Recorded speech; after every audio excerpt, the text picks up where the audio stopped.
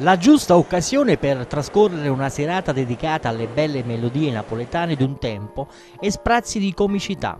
Il duo Carmelo Bruna presentano un nuovo spettacolo intitolato Sin un canto moro. Scusi, ma siamo a Salone Margherita. Ma quale Salone Margherita d'Egitto? E dove siamo? Siamo al Maschio Angioino. Hai creato l'atmosfera? Sì, la sto creando. Vabbè. Senti, ma comunque stasera sono ci sarà... tutto un fremito. Siamo un fremito perché noi siamo ricchi, saremo ricchi qua perché vedo tutto pieno. Bene, siamo ricchi perché innanzitutto noi facciamo questo spettacolo che si chiama Sin un canto moro e vuole dire tutto, è racchiuso tutto in questo. Proprio in chiusura dell'attuale edizione di Estati a Napoli 2015, organizzata dall'Assessorato alla Cultura e al Turismo del Comune di Napoli, il duo Carmelo Bruna, reduce dal successo riscosso durante l'ultima edizione del Maggio dei Monumenti, nello splendido scenario del cortile del Maschio Angioino, rallegrano il pubblico anche più giovane, reinterpretando un pezzo di storia della Napoli del Novecento, fatta di musica, arte, sentimento e melodia. Praticamente lo spettacolo di stasera è contornato da artisti, l'avete visto, di strada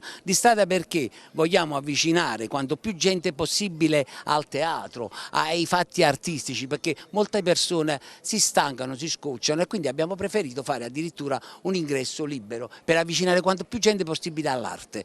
Uno spettacolo allegorico ricco di eccezionali artisti nazionali ed internazionali che resta fedele alle tradizioni, con quadri in costumi e chiari riferimenti alla femmina, musa ispiratrice del tema dell'amore. Nel momento culminando del finale travolgente, mi sa tutto che la gente se fumarono. A chi? Se fumarono. Ma a chi se fumarono, ne? Se fumarono a zazà.